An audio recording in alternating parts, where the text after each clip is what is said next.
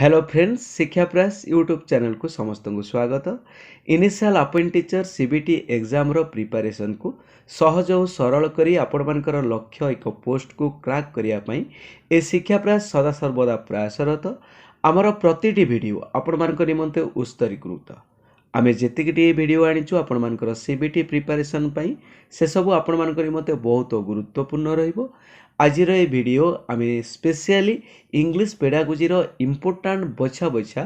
परीक्षा रे पढ़ा भली एमसीक्यू नहीं आसीचु। एग्जाम पूर्व निश्चय देखंतु, कारण एथिरो निश्चय क्वेश्चन आसीबार बहुत पॉसिबिलिटी रही। चलतु आरंभ करवा क्वेश्चन नंबर 1। तेणु ता पूर्व जो मैंने चैनल रे फर्स्ट टाइम अच्छा निश्चित शिक्षा प्रयास चैनल को सब्सक्राइब करनियंतु एवं वीडियो को निश्चित भाव में गोटे लाइक करी आम को सपोर्ट करंतु। देखि नियंतु question number 1। English is link language in India because of its dash. Bharat वर्ष रे इंग्लिश को लिंक लैंग्वेज कुआ जाए यार को कारण पाई? Multi character, multi cultural character, ना मल्टीलिंगुअल कैरेक्टर, ना मल्टी रिलीजियस कैरेक्टर, ना ऑल द एबव। आमे प्रथमे बुझी न पाई सब कोन देखि नियंतु। मल्टी कल्चरल कैरेक्टर माने इंग्लिश एमिति गोटे लैंग्वेज भारत वर्षर विभिन्न कल्चरल पीपल माने विभिन्न कल्चर लोक माने ए भाषा को व्यवहार करुचंती। आपण माने जानिचंती भारत होउची विविध संस्कृतिर एक देश। तेणु निश्चित भाव इंग्लिश इटी गोटे मल्टी कल्चरल कैरेक्टर। तापर ऑप्शन बी देइची multi lingual character. Multi lingual character माने भारत एमिति गोटे राष्ट्र जोटी भारत वर्ष रे विभिन्न प्रकार भाषा व्यवहार हुए। आपण माने जानिछन्ते ओडिसा रे ओडिया, पश्चिम बंग रे बंगला। तेणु विभिन्न राज्य रे आपण जो स्थान को जिबे से स्थान रे अलग अलग भाषा बा विभिन्न राज्य रे विभिन्न प्रकार भाषार व्यवहार करा जाउची। एटा होउची आम देशर होउची मल्टीलिंगुअल कैरेक्टर। तेणु जेहेतु भारत वर्षर विभिन्न राज्य रे विभिन्न प्रकार भाषा कुआ जाउची, जदि जने आंध्र प्रदेश लोक ओडिसा रे आसी तेलुगु कहला ओडिया लोक बुझी परिबे नाही। जदि ओडिशार जड़े लोक जाई आपण मानकर कर्णाटक रे जाई पहुँची ओडिया कहला सेठी से माने ओडिया भाषा बुझी पारिबे नाही। तेणु एठी ए क्षेत्र रे मल्टीलिंगुअल कैरेक्टर टी हो एठी होची भारत वर्षर मल्टीलिंगुअल कैरेक्टर। तेणु ए क्षेत्र रे भारत वर्षर सबुआडे जदि इंग्लिश भाषार प्रचलन करा जाए तबे इंग्लिश भाषाटी निश्चित भाव विभिन्न राज्य मानक मध्यरे गोटे कौन जोगसूत्र स्थापन करि परिबो बा लिंक स्थापन करि परिबो। तेणु इंग्लिश टी भारत वर्षर गोटे लिंक लैंग्वेज भाव व्यवहार करा जाउची। काहेकि ना भारत वर्षर मल्टीलिंगुअल कैरेक्टर पाई। तेणु option B is the right answer. Multi religious character हबनी कि ऑल द एबव मध्य हबनी। मु भाबुची आपण माने क्लियर होई पारि थिबे। Let's see question number 2। देखि नियंतु क्वेश्चन नंबर 2 कोन अछि? English language had potentiality for powerful communication because of its dash. English language भितर गोटे पोटेंशियलिटी अछि, ता भितर गोटे माने संभावना अछि, दक्षता अछि कोन गोटे पावरफुल कम्युनिकेशन रो। काहेकि तार रिच लिटरेचर पाई इंग्लिश रो जो तार जो रिच लिटरेचर रोची बा रिच वोकाबुलरी पाई, ना इनबिल्ट फ्लेक्सिबिलिटी पाई, ना लार्ज नंबर ऑफ पैटर्न्स पाई। देखंतु सबु भाषार रिच लिटरेचर रोची, सबु भाषा रे मध्य वोकाबुलरी रोची, शब्द भंडार रोची, राइट। किंतु इंग्लिश भाषार गोटे गुण रोची आपण मानकर इनबिल्ट फ्लेक्सिबिलिटी। आपण आंकर इंग्लिश भाषा LSRW कथा कहतु, लिसनिंग, स्पीकिंग, रीडिंग, राइटिंग कथा कहतु, बा आपण मानकर इंग्लिश रो अंडरस्टैंडिंग कथा कहतु, निश्चित भाव इंग्लिश टी अन्य भाषा अपेक्षा फ्लेक्सिबिलिटी तार टिके नमनीय गुण रोची। तो निश्चित भाव option C is the right answer. तेणु इंग्लिश भितर कौन पोटेंशियलिटी रोची ना इनबिल्ट फ्लेक्सिबिलिटी रोची। तेणु आपण माने जानिछंती गोटे छोट पिला शिशुटीए प्रथमे इंग्लिश भाषा सहजरे शिखी जाउची, बट ओडिया शिखी पारुनी, ओडिया अक्षर लिखि पारुनी, किंतु एबीसीडी सहजरे लिखि पारुची तार इनबिल्ट फ्लेक्सिबिलिटी जोगु। Let's see question number 3। English language was made a compulsory school subject due to the recommendation of dash। देखो ये चारोटी जाक कमिट आपण मान समस्त बहुत इंपोर्टाट। आम जदि हाट कमिटी देखा ये क्वेश्चन कौन ना इंग्लिश लैंग्वेज टी गोटे कंपलसरी स्कूल सब्जेक्ट क्यों कमिटीर रेकमेंडेशन अनुजाई है। ताले आम देखी ना चारोटी जगह कमिटी आपण मैंने जानते हार्टक कमिटी जोटा 1929 मसीह तार रेकमेंडेशन देइथिला राइट जोटा मोर गुरुत्व देइथिला मास एजुकेशन को then secondary and university education अपेक्षा मास एजुकेशन गुरुत्व देइथिला राइट जोटा हार्टक कमिटी आपण मानकर जोटा 1929 मसीह आपण मानकर तार जो रेकमेंडेशंस थिला तार जो प्रस्ताव थिला से प्रस्ताव को गृहीत करिथिला तापर वुड्स टेस्पाच आपण मान जानिछंती 1854 मसीह रे वुड्स टेस्पाच आसीथिला आपण मानकर बाय सर चार्ल्स वुड को द्वारा राइट जोटा इंग्लिश लैंग्वेज को जे ब्रॉड करिथिला एवं हायर लेवल रे मीडियम ऑफ इंस्ट्रक्शन हिसाब रे इंग्लिश के व्यवहार करिया पई ये फोकस करथिला भला भाबरे मन रखंतु वुड्स टेस्पाच इंग्लिश को हायर एजुकेशन रे राइट हायर एजुकेशन रे आपण मानकु इंग्लिश को मीडियम ऑफ इंस्ट्रक्शन हिसाब रे व्यवहार करिया पई ये प्रस्ताव देइथिला वुड्स टेस्पाच जोटा आस्थिला 1854 मसीह रे ये वुमेन एजुकेशन को मध्ये फोकस देइथिला right primary level to university level पर्यंत के आपण मानकर वुड्स टेस्पाच फोकस करथिला ता सहित टीचर्स ट्रेनिंग को मध्ये वुड्स टेस्पाच फोकस करथिला राइट तापर देखि दियंतु ऑप्शन सी होची आपण मानकर सार्जेंट कमिटी कथा आपण माने समस्त जानिथिबे जोटा आपण मानकर 1944 मसीह रे आस्थिला राइट मोटे लेखि नउची 1944 मसीह रे आस्थिला जोटा आपण मानकर pre primary education to nursery education पर्यंत जोटा 3 to 6 ईयर पिला मानक पई प्रयोज्य ता उपरे एई सार्जेंट को रिपोर्ट फोकस करथिला देखि नियंतु ऑप्शन डी होची मैक्यूलेस मिनिट्स टी आपण मानक इंग्लिश लैंग्वेज को कोठी कंपलसरी स्कूल सब्जेक्ट हिसाब रे ग्रहण करिया पई रेकमेंडेशन देइथिला जोटा आस्थिला आपण मानकर 1835 मसीह रे बाय लॉर्ड विलियम बेंटिंग को द्वारा let's see question number 4 English language is taught in schools primarily for dash देखो इंग्लिश लैंग्वेज टी स्कूल रे कहीं शिक्षा दि जाए कम्युनिकेशन पई जोगाजोग स्थापन करिया पई तापरे गेटिंग एम्प्लॉयमेंट नियुक्ति पाइया पई हायर एजुकेशन पई उच्च शिक्षा पई रीडिंग इंग्लिश न्यूज़पेपर पढ़िबा पई ताले कोटा एठी राइट हबो ना option is the right answer communication आमर मुख्य कथा होची लैंग्वेज मीन्स कम्युनिकेशन आमे जे कोनसी लैंग्वेज पढ़िबा तार लक्ष्य तार उद्देश्य होची तार ऑब्जेक्टिव होची कम्युनिकेशन तेणु communication is the right answer तेणु कम्युनिकेशन ठीक आपण करेले आपण एम्प्लॉयमेंट पाई परिबे हायर एजुकेशन पाई परिबे आपण माने न्यूज़पेपर रीडिंग करि परिबे तेणु option is the right answer let's see question number 5 RCFC act proposes RCFC act कोन आपण मानक right of children to free and compulsory education right जोटा होची आपण मानकर आपण मान जानिछन जोहाकू आरटी आपण मानकर राइट टू एजुकेशन एक्ट मध्ये कुआ जाय से तार उद्देश्य कौन थिला पर्पस कौन थिला तार पर्पस थिला कोटा ना multilingual education not multicultural education नुए ना मल्टी ग्रेड एजुकेशन नुए ना ऑल द एबव सेरा उद्देश्य थिला multilingual education option B is the right answer let's see question number 6 language is a dash language गोटे कौन गोटे कंटेंट बेस्ड सब्जेक्ट ना गोटे थीम बेस्ड सब्जेक्ट ना गोटे स्किल बेस्ड सब्जेक्ट ना नॉन ऑफ द एबव आपण माने समस्ते जानिछंती language is a skill subject language होची गोटे स्किल सब्जेक्ट बट आपण माने जोड़ा पढुचंती साइंस मैथमेटिक्स एगुड़ा होची आपण मानकर को सब्जेक्ट ना थीम बेस्ड सब्जेक्ट राइट आपण माने मन रखंतु आपण माने हिंदी संस्कृत इंग्लिश ए जेते सब भाषा भित्तिक पाठ पढुचंती सब होची skill subject and you know skill is acquired by practice skill ता सब बेले प्रैक्टिस द्वारा एक्वायर करा जाई थाए let's see question number 7 English is the associate official language of India as dash English टी आपण मानकर गोटे इज द एसोसिएट कोन एसोसिएट ऑफिशियल लैंग्वेज भारत वर्ष रे इंग्लिश को एसोसिएट ऑफिशियल लैंग्वेज भाबरे ग्रहण करा जाए ताले काहेकि it is used as the medium of instruction ना it is its studies compulsory ना it is used in office administration it can be used in parliament आपण माने देखंतु ताले एटी प्रश्न करू जे इंग्लिश को काहेकि गोटे ऑफिशियल लैंग्वेज हिसाब रे भारत वर्ष रे ग्रहण करा जायछि बा भारत वर्ष रे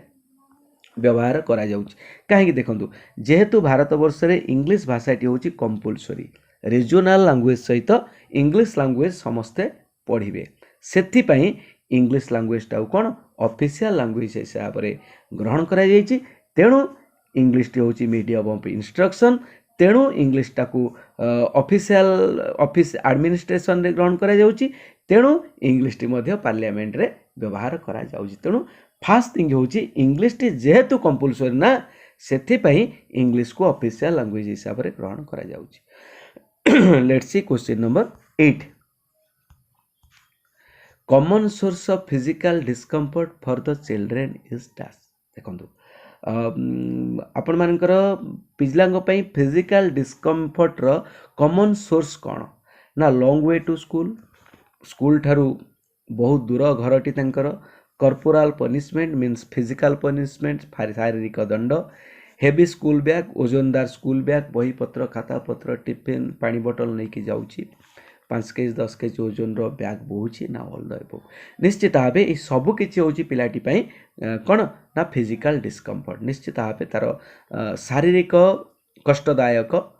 ए तीनोटी जाक जिनस घर ठारू जदि स्कूल दूर हुए जो ताकू शिक्षक माने फिजिकल पनिशमेंट दियंती किबा जदि से प्रत्येक दिन स्कूल को हेवी स्कूल बैग नहीं जाए तेणु ऑल द एबो is the right answer option D let's see question number 9 we recommended that in-service course and refresher courses should be related to the specific needs of the teachers तले एठी कहूची किए recommended करिची in service course को सहित refresher course in service course आपण मन जानि छै जते बेले जने चाकिर रे प्रवेश करूची तेणु से चाकिर रो आपण मानकर रूल्स रेगुलेशन कंडक्ट जानिया पे ताकू इन सर्विस कोर्स दिया जाइबा सहित रिफ्रेशर कोर्स मध्ये दिया जाउची तेणु को एथरो को कमिटी कोन आ उपरे गुरुत्व देथिले बा आकू रेकमेंड करिथिले राइट आंसर होचा आपण मानकर आचार्य राममूर्ति रिव्यू कमिटी आपण माने जानि छंती आचार्य राममूर्ति रिव्यू कमिटी आपण मानकर 9 जनवरी 1991 रे ता रिकमेंडेशन देथिला जोटा आपण मानकर कॉमन स्कूल सिस्टम रो इंट्रोडक्शन करिथिला वुमेन एजुकेशन को प्रमोशन करिथिला ता सहित ये ईसीसी उपरे गुरुत्व देथिला जोटा होची early childhood care and education right जोटा आपण मानकर 3 to 6 ईयर पर्यंत पिला माने पांती ता सहित ये एसयूपीडब्ल्यू पर मध्ये फोकस करथिला जोटा होची social useful productive work let's see question number 9 गला तापर देखिनो question number 10 teacher should understand the children within शिक्षक पिलामानंकु बुझिबा दरकार कोन ना सोशल कॉन्टेक्स्ट रे ना कल्चरल कॉन्टेक्स्ट रे ना पॉलिटिकल कॉन्टेक्स्ट रे ना ऑल द एबव निश्चित भाबे जने शिक्षक पिलार सोशल दिग को विचार करिवो पिलार कल्चरल दिग को विचार करिवो पिलार पॉलिटिकल दिग को मध्ये विचार करिवो तो राइट आंसर होची all the above let's see question number 11 देखि नियंतु क्वेश्चन नंबर 11 कोन अछि educational technology should be viewed was dash देखो एजुकेशनल टेक्नोलॉजी टी कौन गोटे सप्लीमेंट ना गोटे सब्सटीट्यूट ना ऑल इन ऑल ना नन ऑफ द देखो एजुकेशनल इंस्टीट्यूट गोटे सब्सटीट्यूट कदापि होई परिबो नाही से all in all educational technology थिले ही एजुकेशन दिया जाई परिबो सेटा मध्ये ठीक हम से ऑल इन ऑल होबनी तुनो नन ऑफ द तुटा होची सप्लीमेंट एजुकेशन को एजुकेशनल टेक्नोलॉजी होची निश्चित भाव रे गोटे सप्लीमेंट आमे एजुकेशन रे जते सब टेक्नोलॉजी व्यवहार करूचे जा सब टीचिंग एड्स व्यवहार करूचे राइट जहाँ सब आपण मानकर एड्स व्यवहार करूचे this are cut teaching educational technology this are the supplement for education let's see question number 12 Convention on the rights of the child says that partnership is our strength such as से कहूँ आपणकर जो convention of the right of child कहे जे partnership हूँ आमर strength ताले एटा कोथि पई school community पई ना स्कूल टीचर्स पई ना टीचर्स चिल्ड्रेन पई ना ऑल द एबव एठी ऑल द एबव देखि नंतु ए कन्वेंशन टी कहूची स्कूल सहित कम्युनिटी रो निश्चित जोगसूत्र रहइबो सेमानक भितर उत्तम संपर्क रहइबो स्कूल सहित टीचर मानकर मध्य उत्तम संपर्क रहइबो शिक्षक सहित पिला मानकर मध्य उत्तम संपर्क रहइबो तेनु एठी सब गुडा कहीं ठीक हबो तेनु all the above is the right answer let's see question number 13 disability is a social responsibility disability जोटा हूँ आपण मानकर भिन्न क्षमता हूँ गोटे सामाजिक दायित्वबोधता ताले एटा को आपण एक्सेप्ट करूचंती ना रिजेक्ट करूचंती ना अवॉइड करूचंती ना नन ऑफ द अबव देखंतु निश्चित भावे डिसेबिलिटी हूँ आम समस्तंकर दायित्व आम समस्तंकर कर्तव्य जोटा को आम ग्रहण करबा दरकार right we accept it right एटा समस्तंकर दायित्व तेणु option is the right answer आमे केबे भी एथरे कंफ्यूज हेबा नाही 14 craft should be taught as dash craft craft माने जोटा आपण माने जानि छथि जोटा होछ आपण मानकर गोटे हस्तकर्म कहि पारंती बा गोटे कला कहि पारंती क्राफ्ट एजुकेशन सेटा कोई हिसाब रे गोटे सब्जेक्ट हिसाब रे पढ़ा जिबा दरकार ना गोटे प्रोजेक्ट हिसाब रे पढ़ा जिबा दरकार ना क्लासरूम रे एक्सरसाइज भाव रे पढ़ा जिबा दरकार ना ऑल द अबव देखंतु आपण माने जानि छ आर्ट एंड क्राफ्ट सब बेले प्रोजेक्ट हिसाब रे पढ़ा जाय राइट पिला मानु गोटे प्रकल्प हिसाब रे दिया जाय जोटा से माने घरे रही बा अवसर समय रे कामटी करि थांती तेनु option B is the right answer 15 NCF 2005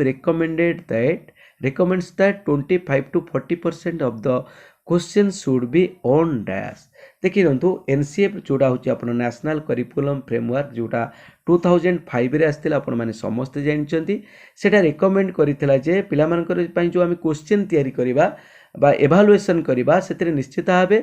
25 रु 40% को प्रकार प्रश्न रहिबा दरकार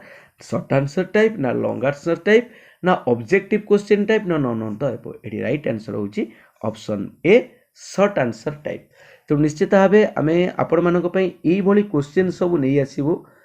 क्लियरली मध्य डिस्कशन करिवो पेडागोजी सहित इंग्लिश आपण मानकर सिलेबस रे जहा जहा अछि इनिशियल अपॉइंट टीचर मानक पई तो निश्चित भाबे समस्त वीडियो गोटे गोटे लाइक कर नियंतु जो माने फर्स्ट टाइम चैनल रे अछंती निश्चित भाबे चैनल को सब्सक्राइब कर नियंतु let's see question number 16 instructional objectives are formulated and stated from देखंतु आपण मानकर जो इंस्ट्रक्शनल ऑब्जेक्टिव जोड़ा फॉर्मुले इंस्ट्रक्शनल ऑब्जेक्टिव माने जोटा होची टीचिंग लर्निंग ऑब्जेक्टिव्स राइट पिला मानक पई जोटा तयारी करा जाय पिला मानकर उद्देश्य शिक्षण उद्देश्य जोटा आपण माने कहउचंती सेटा जेतेले प्रस्तुत करा जाय फॉर्मुलेट करा जाय सेटा काहा को व्यू करी ना टीचर्स तांको पॉइंट रे करिवे ना लर्नर्स मानकर पॉइंट रु करा जिवो ना करिकुलम पॉइंट रु करा जिवो ना एज को पिला मानकर एज को देखि करा जिवो देखंतु आमे जेते बेले भी किछि गोटे शिक्षण बा शिक्षादान रो उद्देश्य स्थिर करिबा ना सेते बेले आमे पिला मानकर विभिन्न दिग को विचार करिबा तेनो एठी लर्नर्स पॉइंट ऑफ व्यू ही राइट आंसर आ टीचर निज कथा को विचार करी से इंस्ट्रक्शनल ऑब्जेक्टिव प्रिपेयर करा जाय नहीं कि करिकुलम अनुसार मध्ये करा जाय नहीं तेनो option B is the right answer 17 the right of children to free and compulsory education came into force in dash आपण मानकर राइट ऑफ जोटा आपण मान पूर्व पढिथिले RCFC एक्ट आपण मान जाइछथि RCFC एक्ट केबे आस्तिला ना RCFC एक्ट आस्तिला आपण मानकर 2019 रे जोटा को आपण मान कोआ जाय RTE act right to education act ता ऊपर हम स्पेशल वीडियो नै आसीबा देखि नंतु question number 18 the NCF 2009-5 aims at providing quality education to all the learners by देखि नंतु नेशनल करिकुलम फ्रेमवर्क 2005 लक्ष्य रखितला जे पिला मानको क्वालिटी एजुकेशन प्रोवाइड करिवो ताले कहा द्वारा ना देखंतु गोटे देछि connecting knowledge to life outside the school पिला मानकर ज्ञान को विद्यालय बाहर सहित बा तांकर विद्यालय माने विद्यालय गृह बाहर परिवेश सहित संयोग करी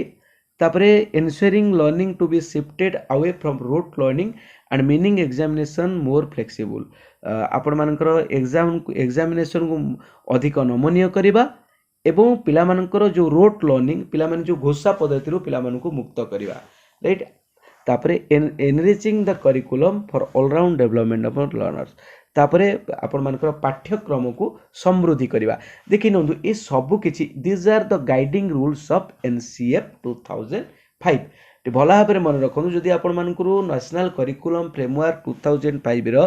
गाइडिंग प्रिंसिपल्स कथा कुआ जाए 5 गाइडिंग प्रिंसिपल्स कथा एई तक होची आपण मानकर से गाइडिंग प्रिंसिपल तेणु ये सब कथा आपण मानकर एनसीएफ 2005 रे कुआ जाईची राइट तेणु all the above is the right answer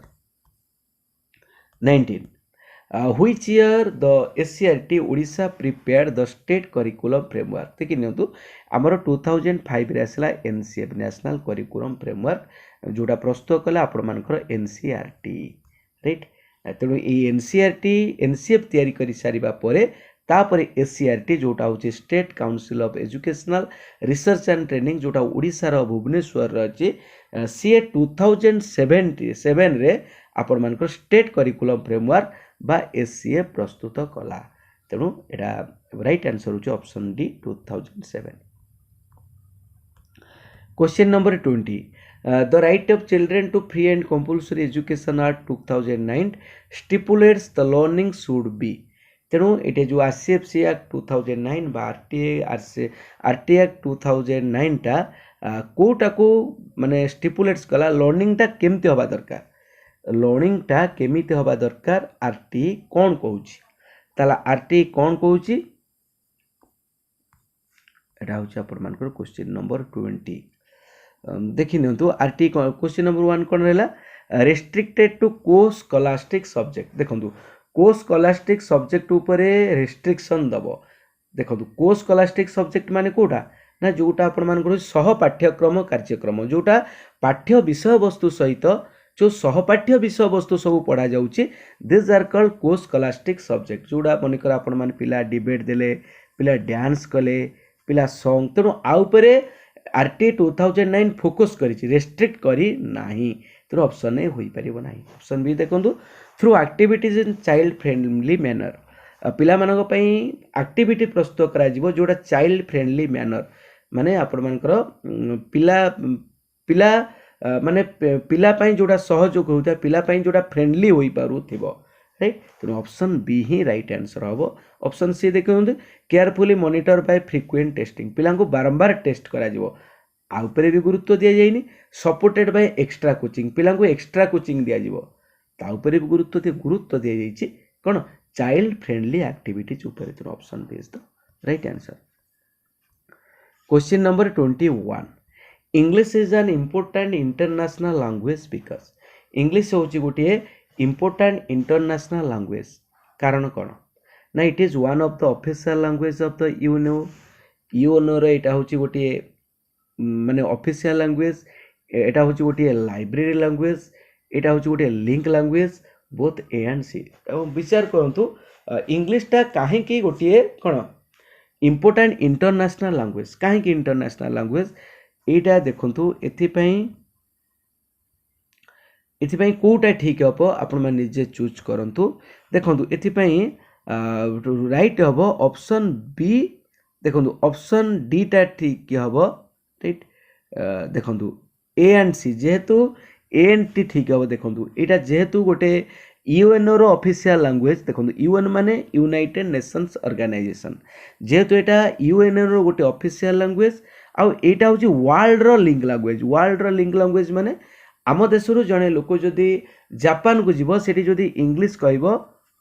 से माने आकु ग्रहण करिवे राइट जदि कनाडा जन लोक इंडिया को आसे सी जदि इंग्लिश कहबो इंडिया लोक मते ताकु ग्रहण करिवे तो समग्र पृथ्वी रे बा समग्र वर्ल्ड रे इंग्लिश लैंग्वेज सब देश